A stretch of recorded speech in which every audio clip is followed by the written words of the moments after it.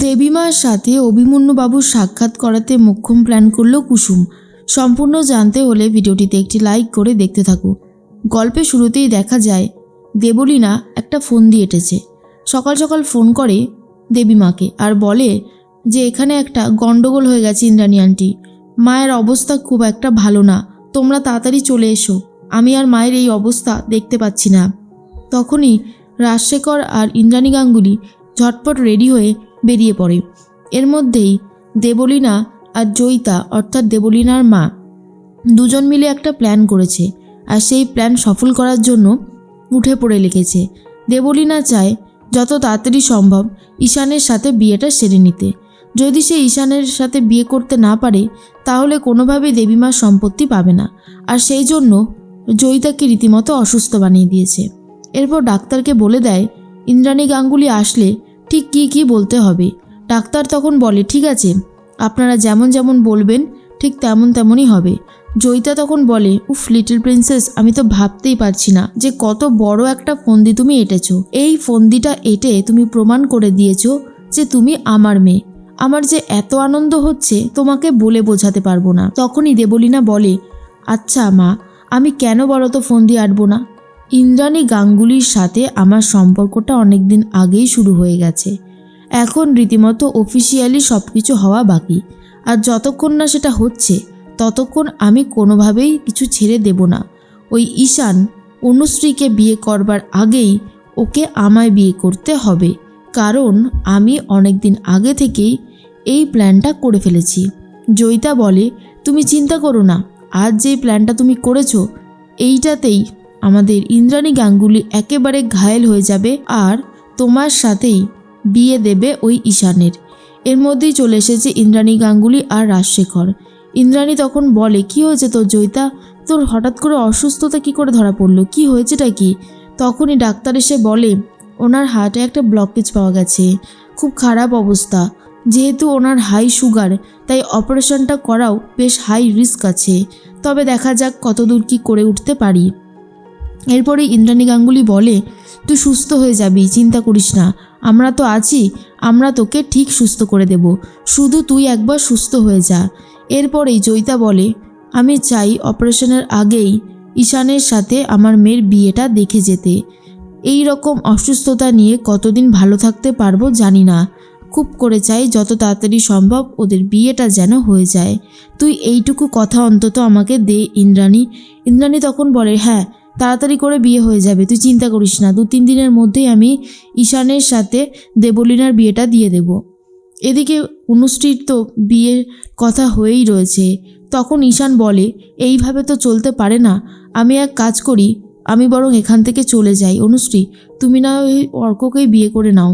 তখনই আয়ুষ বলে তোর কি মাথা টাথা খারাপ হয়ে গেছে রে, আমরা এখানে এত কষ্ট করে পড়ে আছি, তোর কি মনে হয় কিসের জন্য পড়ে আছি? যাতে তোর সাথে অনুশ্রীর বিয়েটা হয় আর দেবলীনার মুখোশটা আমরা খুলে দিতে পারি।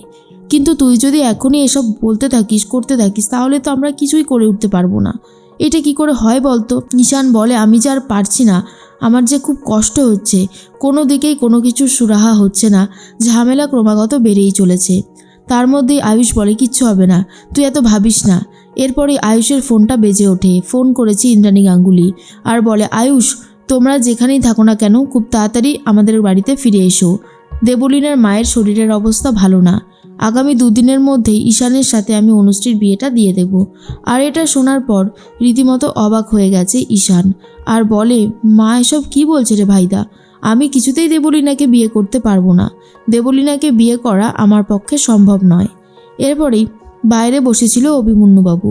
তখনই ঈশান গিয়ে বলে দেয় যে কর্তা আমি আপনাকে একটা কথা বলতে চাই, সেটা হলো যে আমি অনুশ্রীকে ভালোবাসি, অনুশ্রী ম্যাডামকে বিয়ে করতে চাই।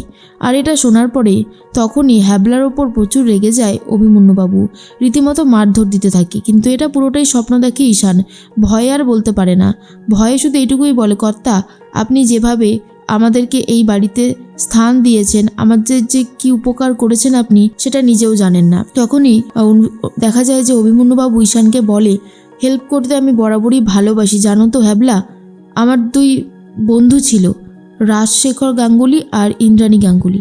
যদিও সবাই তাকে এখন ইন্দ্রাণী গাঙ্গুলি বলেই চেনে, আমরা তো তাকে ইন্দুই বলতাম। তো ওদের দুজনের বিয়েটা আমিই দাঁড়িয়ে থেকে দিয়েছিলাম। ওরা আমাকে বড়দা বলে সম্মান করত। সত্যিই বড়দাই ছিলাম আমি ওদের। কিন্তু ওরা কথা দিয়ে রাখেনি, কথার খেলাপ করেছে। আর এই জীবনে কথার খেলাপ আমি একদমই সহ্য করতে পারি না। তাই আমার মনে হয়েছে যে ওদের সাথে আর কোনো রকমের কোনো সম্পর্ক রাখা উচিত নয়। জানো তো, আমি এই গ্রামে অনেক ভালো আছি, স্বাধীনতা আছে এই গ্রামে, অনেক সম্মান আছে। শহরে গিয়ে মানুষজন ইনকাম করে তো ঠিকই, কিন্তু মাটির টান ভুলে যায় তার অতীতের কথা, ভুলে যায় তার শৈশবকালের কথা। এরপরেই ঈশান বুঝতে পারে কেন তার মায়ের ওপরে অভিমন্যু বাবুর এত রাগ। আসলে ইন্দ্রাণী গাঙ্গুলি শহরে চলে গিয়ে নতুন করে সব কিছু শুরু করেছে, আর তার জন্যই এতটা রাগ অনুশ্রীর বাবার ইন্দ্রাণী গাঙ্গুলির প্রতি। এদিকে দেবলীনার প্ল্যান তো সফল হয়েছে। দেবলীনার মা তখন বলে, কি প্রিন্সেস, প্ল্যান তো একেবারে সফল, আর চিন্তা করো না, ঈশানের সাথেই খুব তাড়াতাড়ি তোমার বিয়েটা হতে চলেছে। দেবলীনা বলে, এটাই তো চেয়েছিলাম মম, ওই ইন্দ্রাণী গাঙ্গুলিকে জব্দ করতে হলে ওই বাড়িতে একটা অফিসিয়াল সম্পর্ক নিয়ে ঢোকা দরকার, আর সেটা আমি এখন করে দেখাতে পারবো। এর মধ্যেই দেখা যায় যে আজকেই অনুষ্ঠির আশীর্বাদ, আর সেই জন্য সমস্ত ব্যবস্থা চলছে। তখনই পিসিমণি বলে, দাদা, তোমার মনে আছে ইন্দ্রাণী গাঙ্গুলির এক ছেলের সাথে তোমারই মেয়ের বিয়ে হওয়ার কথা ছিল, সে কথা দিয়েছিল তোমাকে। তখনই অভিমন্যু বাবু বলে, চুপ কর অতসী, আজকের দিনে দাঁড়িয়ে এই সব কথাগুলো একদম বলবি না, কারণ এগুলো শুনতে মোটেই ভালো লাগে না। যা হবার নয় তা বলে কি কোনো লাভ আছে? নেই তো। এরপরই অর্করা চলে এসেছে বাড়িতে। তখনই ঈশান তাদেরকে জুস সার্ভ করতে যায়। আয়ুষ তখন বলে, নিজেকে সামলা ঈশান, এখন এইভাবে ভেঙে পড়িস না। যদি তুই এতটাই ভেঙে পড়িস তাহলে কি করে হবে বলতো? আমরা আছি তোর সাথে, তোকে আমরা কিছুতেই হেরে যেতে দেব না। তার জন্য যা যা করতে হয় আমরা সবটাই করব। তুই শুধু দেখতে থাক যে আমরা কিভাবে তোর জীবনটা বদলে দিই, তোর সাথে অনুষ্ঠির বিয়েটা দিয়ে দিই। এরপরেই কুসুম চলে গেছে অভিমন্যু বাবুর ঘরে, আর সেখানে গিয়ে সমস্ত জিনিসপত্র তন্ন করে খুঁজতে থাকে যদি কিছু পাওয়া যায়, কিন্তু সেরকম কিছু পায় না। শুধু ওদের তিনজনের, ইন্দ্রাণী গাঙ্গুলি, অভিমন্যু বাবু আর রাজশেখর গাঙ্গুলির যে ছবির ফ্রেমটা সেটা খুঁজে পায়। আর প্রতি বছরই যে অভিমন্যু বাবুর জন্মদিনে ইন্দ্রাণী গাঙ্গুলি গিফট পাঠাতো, সেই গিফটগুলো দেখে নিয়েছে আয়ুষ, আর বুঝতে পারে মা অভিমন্যু বাবুর সাথে দেখা করবার ফুল চেষ্টা করেছে, কিন্তু হয়তো অভিমন্যু বাবু আর দেখা করতে চাননি। এরপরে কুসুম বলে, দেবীমা আর অভিমন্যু বাবুকে এক জায়গায় করার প্ল্যান আমাকে ভাবতে হবে, আর তারপরে ওদের দুজনকে মুখোমুখি করে ঈশান স্যার আর অনুশ্রী ম্যাডামের বিয়েটা দিতে হবে।